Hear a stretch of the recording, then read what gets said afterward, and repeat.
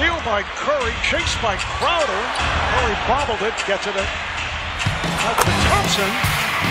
A Hawkins assist. Durant. They swing it. Thompson off the fake. Yes. Thompson for Durant to the bucket.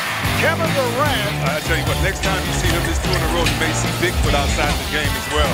Great steal right there by Durant. 2-on-1, and he goes all the way.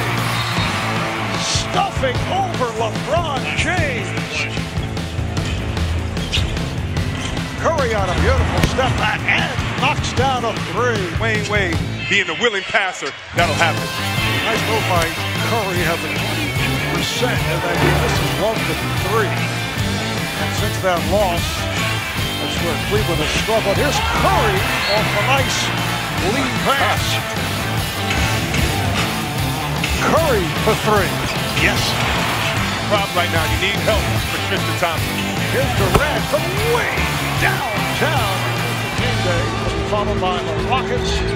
Chris Paul going up against the Clippers. Oh, nice move by Cleveland, doing most of their damage in the paint. West got and stuffed.